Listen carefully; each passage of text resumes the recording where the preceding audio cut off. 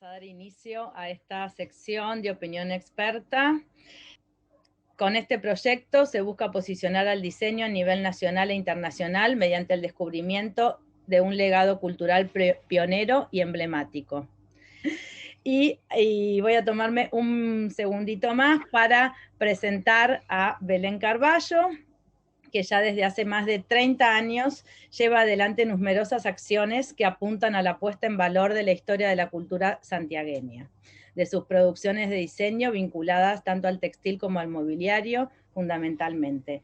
Belén trabaja en la preservación, entre otras cosas, de técnicas ancestrales, investigando, acercándolas también a escuelas, promoviendo circuitos de intercambio de saberes acerca de esta cultura. Lograr prolongar estos oficios y saberes en las próximas generaciones de artesanos del monte santiagueño y difundirlos hoy es uno de sus objetivos y la labor de todos estos años. Hola, ¿cómo estás? Muy bien, gracias. Hola Constanza, muchas gracias por la invitación y gracias a la Fundación IDA también. Muchísimas gracias por estar, la verdad que es un honor poder volver a charlar sobre estos temas. Sí, tal cual. Y bueno, y queremos hacer llegar, y vamos a empezar así ya para meternos en la charla, con la primera de estas tres preguntas o nudos que queremos ir destacando dentro de esta charla, que es que nos ubiques primero un poco en contexto en esta región geográfica y todas sus particularidades, en sus antecedentes, y que des un poco del panorama de esta diversidad de influencias culturales que hay en estas, vamos a tomar las mantas en este caso, más o menos de principios y mediados del siglo pasado. Y bueno, ¿y por qué es tan pertinente hablar de ellas en la historia del diseño argentino, ¿no? Y en este inicio de épica. Vos hablaste recién de un legado cultural pionero y emblemático, y me gusta pensar que el arte textil santiagueño es eso. Es muy interesante porque de alguna manera toda la historia de los textiles de Santiago del Estero refleja un poco la historia de Argentina misma. Vamos a mirar un poquito dónde empezó esta tradición, que por supuesto no tenía los mismos límites en ese momento, pero digamos, al momento de la conquista, digámoslo, y un poquito antes, prehispánico. Lo que vemos acá es la gran cantidad de pueblos indígenas que estaban en esta zona. Al norte estaban los lules, esa mancha verde a la izquierda son los diaguitas, abajo los comechingones, sanavirones, a la derecha todo lo que hoy sería Chaco, Formosa, estaban los guaycurúes, y el centro de la provincia, ese círculo naranja, eran los tonocotés. Y había una enorme circulación entre todos estos pueblos, que además tenían dominación incaica, porque digamos, sabemos que el Incario bajó hasta el NOA, y lo que se está descubriendo ahora, a partir de investigaciones interesantísimas de arqueólogos en la provincia de Santiago, es que hay una presencia incaica en lo que son los sitios de la llanura santiagueña, y a la vez hay muchos elementos santiagueños en sitios arqueológicos de los valles catamarqueños. Entonces había, digamos, una enorme circulación cultural. Y esa circulación cultural dio origen a una diversidad iconográfica enorme en estos textiles. Por ejemplo, una de las influencias más grandes que hay en toda la iconografía santiagueña es andina, que después vamos a ver reflejada en los textiles. Del mismo modo, hay otro enorme grupo de mantas santiagueñas que hay elementos amazónicos, hay mucho que se relaciona con aves, con cuestiones mucho más vegetales, más selváticas. Pero lo que es importante entender y que a mí me fascina de Santiago es que había una enorme actividad textil. O sea, de hecho, los incas ya usaban la capacidad textil de algunas tribus de Santiago del Estero para producir hilado para ellos, para el incario. Y después el español también organiza, basándose en esa capacidad textil, todo un sistema de obrajes textiles que fueron muy famosos.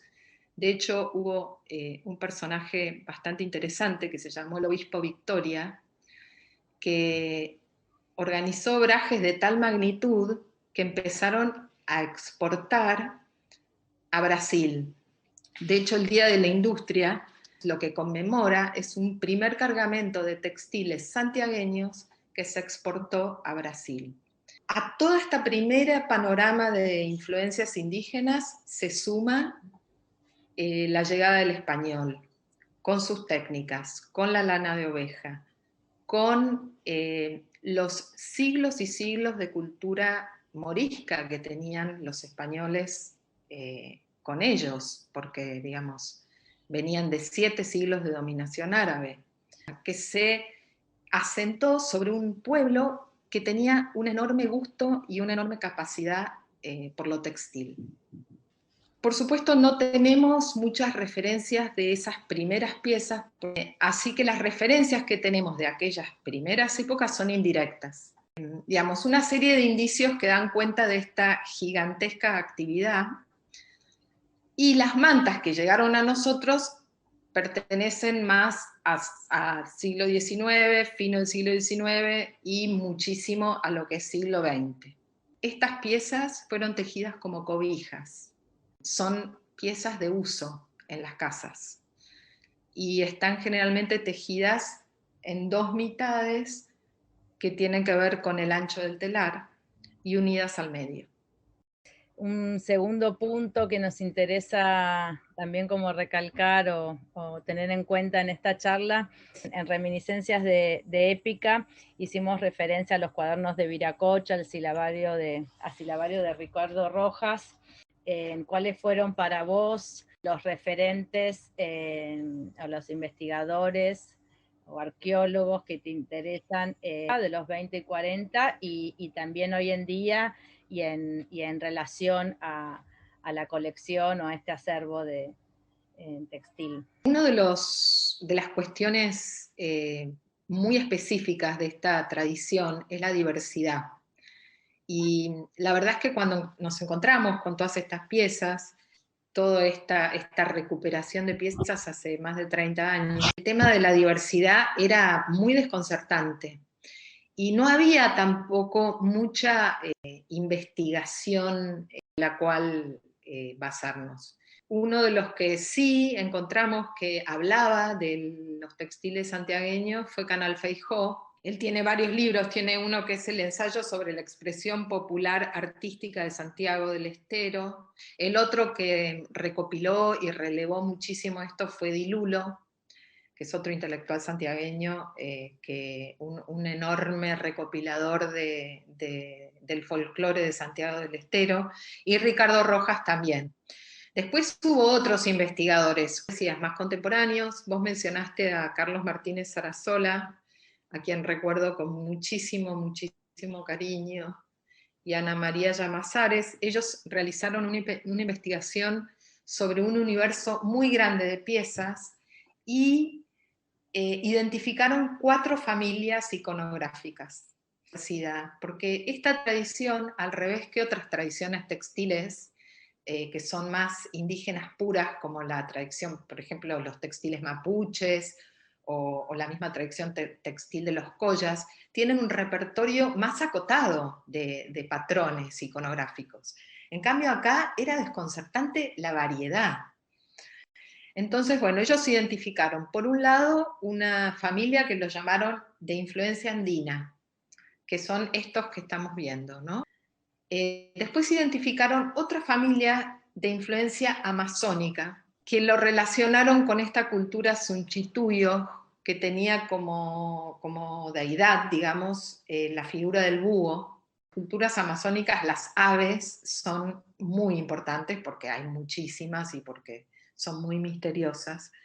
Entonces, esta familia, ellos la llamaron la familia de brazos abiertos porque hay una estilización del motivo de las alas. Entonces están los andinos, los de influencia amazónica, que son estos que estamos viendo, y después hay una tercera familia que es de influencia europea, como que tiene una impronta, digamos, Art Nouveau, Art Deco, victoriana, digamos, hay una influencia muy clara, que es súper interesante porque tiene que ver con la educación, tiene que ver con algo que vos estás investigando, que es cómo se hizo esta transmisión de ciertos saberes femeninos a las escuelas, y cómo llegaron al monte manuales de bordado, por ejemplo. Porque estos diseños, si no, ¿de dónde salen? ¿No? Que coincide también con una gran intromisión en el monte, que fue el ferrocarril, porque, digamos, hacia fines, ya para 1880 y para principios del siglo XX, el ferrocarril llegaba a Tucumán, pasaba, había toda una línea que pasaba por el monte, y había, bueno, muchos de los gerentes, digamos, de los directivos de estas empresas eran europeos, y además el ferrocarril traía cosas del mundo, ¿no? ¿Cómo se pasa de un diseño que por ahí está pensado para una pieza bordada, como el petit point o lo que es un cañamazo, cómo eso se transcribe al textil? Y lo que pasa cuando se realiza esa transcripción, a mí me fascina, ¿no? Cómo las teleras adaptaron, digamos, de un lenguaje al lenguaje del telar. Y después hay una tercera familia, una cuarta familia, perdón. Ya hablamos de la de influencia andina, influencia amazónica, influencia europea, y hay una que ellos, estos investigadores, Llamazares y Sarasola, llamaron naturalistas o folclóricos. A mí me gusta también llamarlos mestizos, donde hay una cosa más ingenua, más de representación literal, digamos. Por ejemplo, en esta hay sifones, flores, hay mucha flor, y también hay otras cuestiones que aparecen mezcladas, por eso esto de lo mestizo, como por ejemplo acá estas flores que son como la flor de la papa, ¿no? Claro. En la pieza de la derecha, que es un motivo que aparecía mucho también en los textiles andinos. Es otra pieza que para mí también es absolutamente mestiza por el tipo de... tiene las flores, digamos, hay piezas que no se pueden adscribir tan directamente ni a lo europeo, ni a lo amazónico, ni a lo andino, entonces van a conformar este grupo que a mí me gusta decirle mestizo.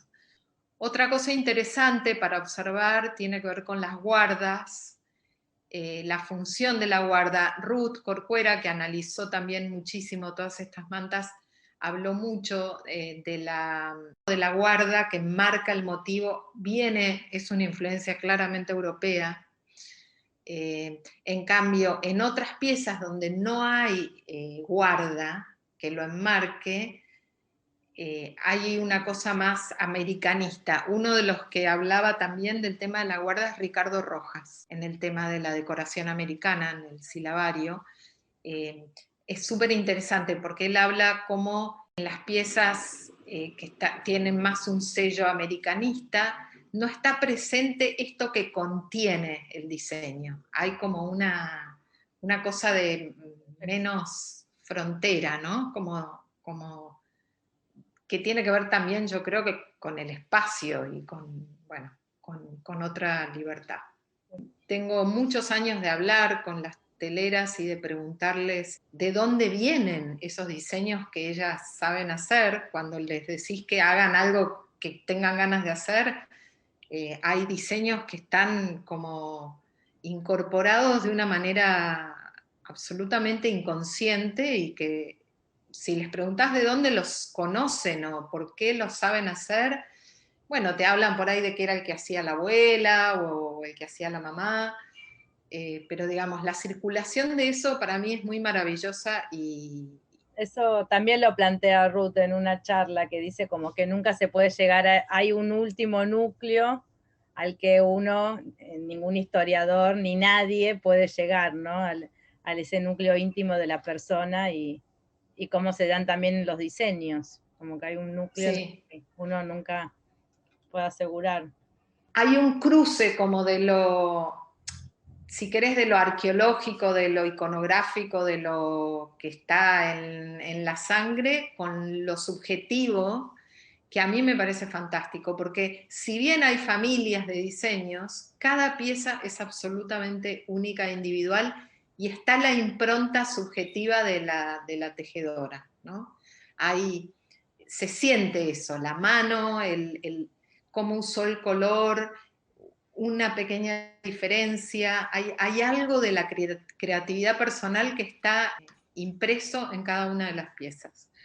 En cuanto a de dónde vienen, ya te digo, esta mujer que se llama doña Bernardina Paz, que falleció el año pasado, era una maravillosa telera, pero de una inteligencia así lúcida. Vos le podías pedir a ella cualquier cosa que ella, sin saber leer, escribir, sin saber hacer cuentas, no sé cómo hacía, armar una pieza y repartir ese diseño que tal vez era complejísimo. Era una cosa como saber, no sé, caminar, absolutamente natural y espontánea. Eh, Así que bueno, ese misterio sigue existiendo en estas piezas, en esta tradición, y la transmisión, que es otra cosa que me preguntaste, también está viva.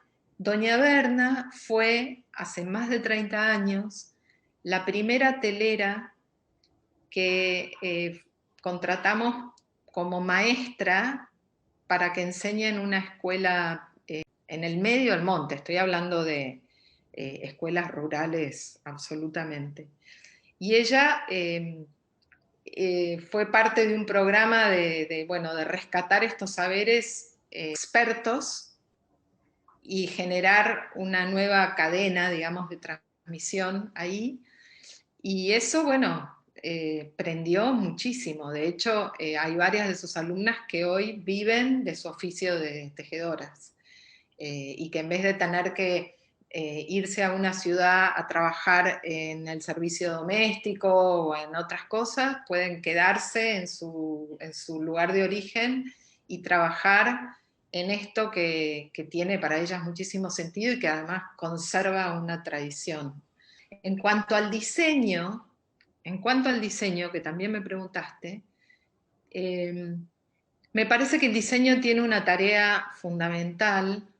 Hay un teórico que se llama Gibbon Siepe que habla de la función social del diseño. Yo no soy diseñadora ni tengo mucha formación académica al respecto, pero he leído algunas cosas. Lo que dice Bonsiepe me parece, y lo deben decir otros también, absolutamente importante, que es cómo el diseño puede ser la interfaz entre estas capacidades artesanales y el mundo moderno que consume y que genera, digamos, demanda, ¿no?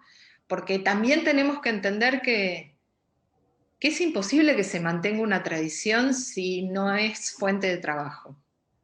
No sé, no le podemos pedir a estas comunidades que mantengan una tradición si no pueden vivir haciéndolo. Bien hablaste de Elena Iscue, y Elena Iscue tenía esos cuadernos maravillosos, maravillosos, que son emocionantes, de lindos que son, donde ella enseñaba, ¿no?, este tipo de diseños en la escuela. Y hay algo que a mí me parece que como argentinos nos falta todavía, que es incorporar esto a un nivel de educación más masivo, con un respeto y una valoración que no sé si, por qué se nos desdibujó un poco, ¿no? Eso siento, que está rescatado desde algunas áreas bueno, del diseño, del arte, Claro. pero no tanto desde, por ejemplo, desde la educación primaria o secundaria. Hoy deberíamos Y como volver a estos años 40, 30 que estamos evocando y claro, repensar sí, esa educación. sí, para mí sería fundamental. Y bueno, y voy a terminar con esta imagen que es de esta niña que se llama Daniela, la hermanita menor de Liliana, que fue una de las imágenes anteriores. Y esta chiquita hoy es una telera maravillosa, pero maravillosa, y vive de su trabajo y es realmente impresionante lo que hace. Y vive en el medio del monte, hoy debe tener ya 30 años o más. Sí, es posible que esta cadena funcione Con otros y que cánones, se... otros circuitos, pero que se siga sosteniendo. Bueno, más que nada agradecerte por todo tu tiempo, paciencia y bueno, y toda esta labor increíble que estás llevando a cabo. Y gracias por participar y ser parte de Opinión Experta del día de la fecha. Muchas gracias a vos, Constanza, Gracias. y a Fundación IDA, porque la verdad que cualquier instancia de difusión es fantástica. Así que, nada, muy contenta de Bueno, me poder pareció muy pertinente que esté conversar. como justamente en fundante, ¿no? Que esta charla sea fundante de Népica, que es este nuevo proyecto, como para poder también enmarcar y dar una nueva visión acerca de la historia del diseño argentino.